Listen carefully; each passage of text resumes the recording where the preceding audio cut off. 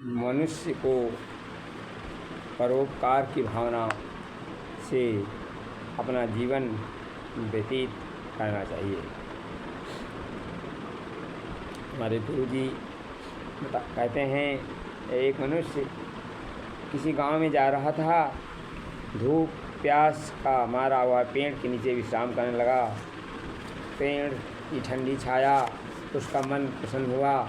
वह कल्पना करने लगा, काश वहाँ पीने का पानी होता। तो इतने में उसने देखा ठंडा पानी झरना फूट पड़ा। उसने पानी पिया, प्यास बुझाई। फिर उसने सोचा, खाने को होता कितना अच्छा होता। इतने में स्वादिष्ट पदार्थों से भरा थाल आ गया। उसने भोजन करके सोने की शैया की कल्पना की। उसको पलंग वस्त्र बिछा हुआ दिखाई दिया। इन सब घटनाओं से वहाँ भय हुआ कि कहीं कोई मायावी राक्षस तो नहीं है। इतने में वहाँ राक्षस सामने आ गया, या मुझे खा न जाए का विचार साथ ही वह राक्षस उस रात्रि को खा गया। वस्तुतः वह वृक्ष कल्प वृक्ष था, जो मन की इच्छा होती फल देता है। मनुष्य का चिंतन एवं मनोबल इस प्रकार ही कल्प वृक्ष है। उसका सत्योग करने से जीवन लक्ष्य की प्राप्त अभीष्ट उद्देश्य प्राप्त होता है। वह है गायत्री मंत्र। प्रभुता की चाह बहुत भारी, पर प्रभु से जुड़ा नहीं जाता।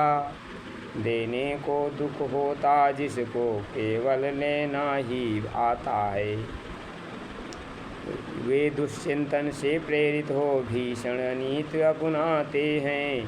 शोषण उत्पीड़न कर जीवन भर नर पिशाच बन जाते हैं।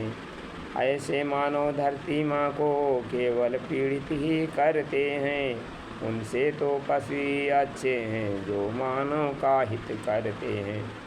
कर्तव्यपरायण मानव ही बस कर्मयोगी कहलाते हैं। प्रभु दीन बंधु करुणा सिद्ध उनको स्वयं ढूंढने आते। दुष्कर्मों को छोड़कर करो धर्म से प्रीत, तो निश्चित हो जाएगी मानवता की जीत।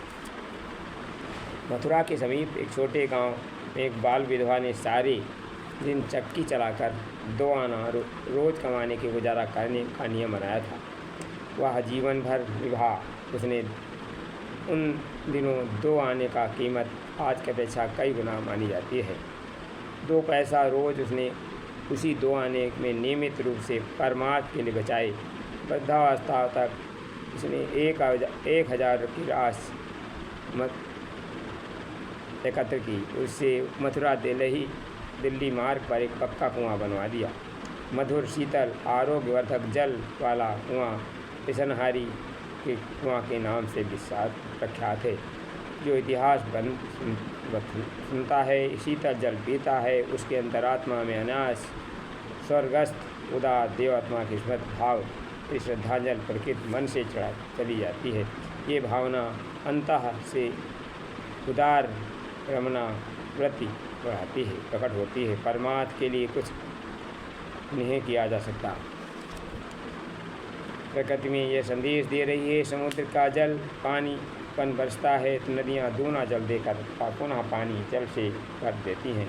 भौतिक उन्नत हो या आत्मिक, दोनों क्षेत्र में धन अपव्यय करने से तनिक भी छूट नहीं। धन की सार्थकता इसी में है कि गरीब दुनिया में आवश्यकता के लिए खर्च किया जाए। एक धनपत था, वह नित्य ही घर का दीपक मंदिर में जलाकर था। एक निधन व्यक्ति सरसों का तेल दीपक जलाकर नित्य अपनी गली में रख देता था। वह अंधेरी गली थी। दोनों मरकर यमलोक पहुँचे। धन कुबेर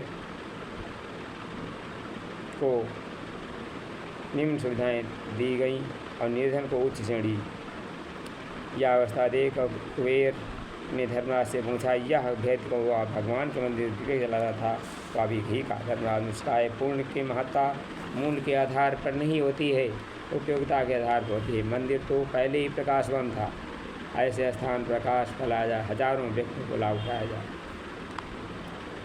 है ध्वंस सरल सब कुछ को जग में, कोई भी नर कर सकता है। पर जो करता है सृजन उसे श्रेष्ठा का पद मिलता है। जिस मानव का चिंतन प्रयास नव सृजन कार्य में लगता है, वही है सच्चा कर्मवीर, जग उसकी पूजा करता है। जिसने अपने श्रम कर्मों से सींचा इस धरती का पुवन, उसका जीवन ही जीवन है, वो महकेगा बन कर चंदन।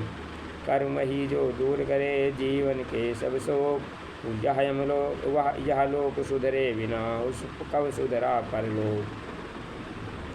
हे मनुजाद देवत तेरा किस गहन गुफा में सोता है, किस पतन गर्त में गिर कर तू ये मानव जीवन खोता है। जिस देह को देव तरसते हैं वह तन तूने पाया है, पर कंकड़ पत्थर के बदले ये हीरा जन्म गंवाया है। जीवन में सब कुछ क्षणभंगुर है, किस घमंड में तुम करते हो, सब यही धरा रह जाएगा, किस लिए कुकर्म ये कर। हे मानो अब जाग तू अपनी आंखें खोल, अमृत घट तुझको मिला उसमें विष मत घोल। परोपकार से सभी कार से दोते धन्यवाद। वीडियो अच्छा लगे शेयर कर।